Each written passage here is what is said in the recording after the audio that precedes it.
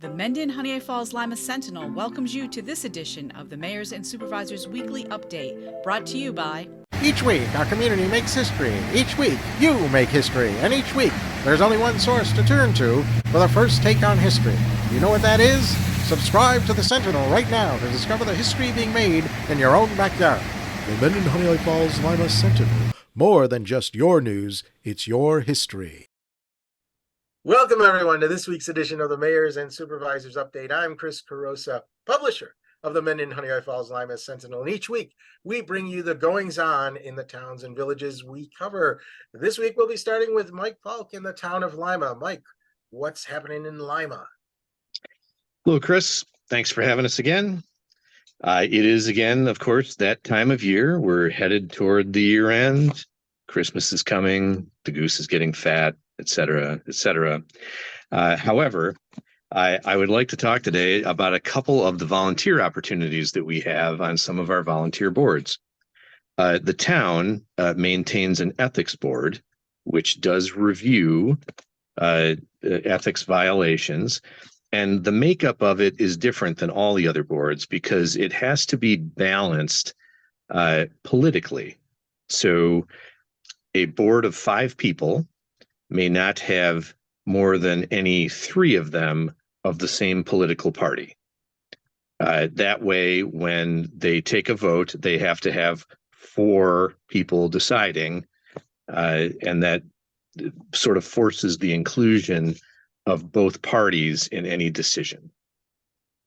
Currently, our ethics board has 3 Republicans and 1 Democrat and 1 vacancy. So we can fill that vacancy with anyone who is a registered voter in the town of Lima who is not a Republican. They could be a conservative, a Democrat, a libertarian, etc. If you're interested, please contact me here at the town hall, 582-1130. Lima also has a historic preservation commission. Now, not every place has one of these, but we do. And the Historic Preservation Commission is charged with reviewing building permits anywhere that we have a historic district. Now, some of the historic district areas are outside of the village, but most of them are in the village.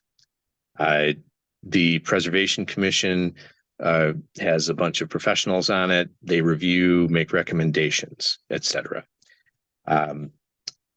In the past, some of the recommendations have been those that have saved the construction a lot of money and different kinds of cost things. And many of them help the building owner and the contractor to sort of do things that will make the downtown and some of these other areas look consistent with our other historic buildings. So again, if you're interested in participating in something like that, give me a call at 582-1130 and we'll see where we can fit you in.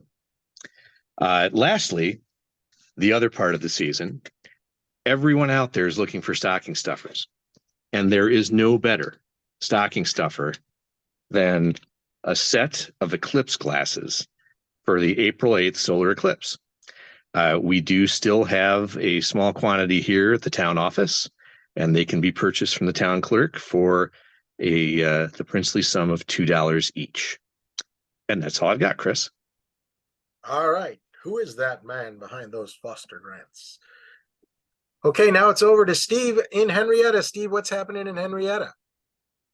So it was actually a good week from a grants standpoint. We received notification that we did receive a local waterfront revitalization program grant to do the engineering study for a potential canal side park. The Erie Canal does travel through Henrietta, the very northeast corner, and we're doing that in conjunction with the JCC of Rochester, who owns land on the north side of that canal. So that's great news. So we'll be getting started on that in the new year. We also received word from Senator Cooney's office that he was able to obtain a grant for us to put in a signalized crosswalk. We have a blind individual who lives in apartments on Clay Road, and there are no signalized intersections anywhere near there. And so we want to add a signalized crosswalk that includes the audio indications for those who are visually impaired. But those aren't cheap. And so he was able to find us funding to put that in. So 2 new grants coming in, and we have a third one we haven't heard back yet from the federal. It's from the Department of Energy for building a compost facility that would make it easier for residents to both compost food waste as well as to get the compost output, the product for use in their gardens. We would do that at a centralized location on town. We would also use that as our leaf and brush drop off and combine that and mix that right in with the compost to produce a better product. So the good news on that one is that allegedly we are pre-approved for the dollar amount. But boy, is the federal process arduous. So who knows? We've got our Holiday Light and Magic celebration coming up. Included in that, we're going to be doing a menorah lighting ceremony. I'm going to pull up my calendar because I realize I don't have the dates off the top of my head.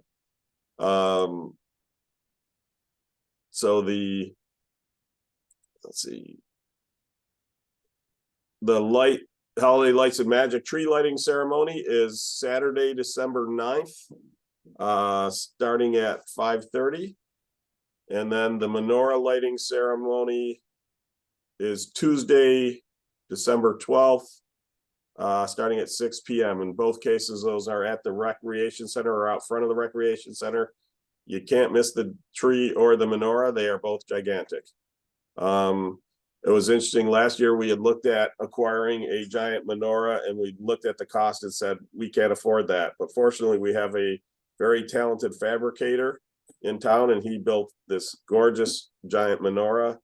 And we just installed that outside the rec center. So very excited about that. And that's the majority that, actually, let me add one more thing. The new assessor for the coordinated assessment program for the towns of Rush and Henrietta will be starting next week. So for those who haven't heard, the 2 towns went together on into a coordinated assessment program, which means there's one assessor that serves both towns. The 2 towns are assessed equally, which will help from a school tax distribution standpoint, explanation of budget, the whole 9 yards. And because the combined salary is less than the sum of the 2 individual salaries, if we continue to have our own assessors, it saves the town's money. It saves Rush additional money because our team would have the ability to do a lot of the revaluations in-house instead of currently they have to farm it out, which of course costs additional dollars. So always looking for ways to save taxpayer dollars. Like I said, that program starts. The program is in place and the new hire begins next week. So that's it. All right. Thanks a lot, Steve. John, over to you. The town of Mendon. Out of Mendon. Yeah. How are we doing? I'm going to trail off of Supervisor Falk's statements with various openings that we have in our boards in the town of Mendon. And I want to remind our folks of a couple of things. First of all, as most of you know, the village of Honeoye Falls is within the town of Mendon. So the village of Honeoye Falls has various boards, commissions that will deal with items that come before them within the confines of the village of Honeoye Falls. The town of Mendon will deal with issues regarding zoning, planning, those types of things in the town of Mendon outside the village of Honeoye Falls. anyone who wants to serve on any of these boards or commissions may do so as long as they live within the town of Mendon, and that includes the village of Honeoye Falls. And just as a quick reminder, your mailing address has nothing to do with whether or not you live within the village of Honeoye Falls. So we have several planning board. Planning board deals with new home sites, special use permits. Special use permits are generally granted to applications where whatever the applicant wants to do is allowed. However, they have to get a special use permit so that the planning board can put certain parameters on their activities. Our zoning board of appeal, that is a board that when someone wants to do something that does not agree with our current code, they can appeal to the zoning board for either an area variance or a use variance for whatever applies to their particular situation. We have two advisory boards: Environmental Conservation Board, which deals with environmental issues that a lot of times they're reporting back to the planning board, and our Historic Preservation Commission, which is going to deal with our historic areas of the town of Mendon. So we have openings. We would appreciate anyone who's interested. I'd be more than happy to send them a job description, send them definitions out of the code, the current code, so that they may familiarize themselves with the issues and questions that may come from time to time if they are appointed to one of these boards. You can email me at jmoffat@townofmendon.org if you are interested in receiving further information. Just want to wish everyone a very nice holiday season. I want to also mention that there will be a menorah lighting in the village of Honeoye Falls, and I've been working with Mayor Milne, and he may touch on this subject when he is online. But that is on Monday, the 11th of December, 6 p.m. And that is right near the post office town hall in Mendon, over by the totem pole, if you're familiar with that. So we certainly want to encourage everyone to come to that menorah lighting. I've been to it the last few years. It's been a very nice event. Thanks for having me. All right. Thanks, John. Mike, anything more to add? Nothing? Well, thank you both for being here. Thank you all for watching. Remember, this program airs every Sunday at 1 o'clock on Facebook and YouTube. If you want to see it, like our Facebook page or subscribe to our YouTube channel. And when the program begins airing, you'll be notified to go watch it. Other than that, you can read about it in the paper. The transcript is printed every week in the Sentinel. And then that's it. We'll see you all next week. Bye-bye for now.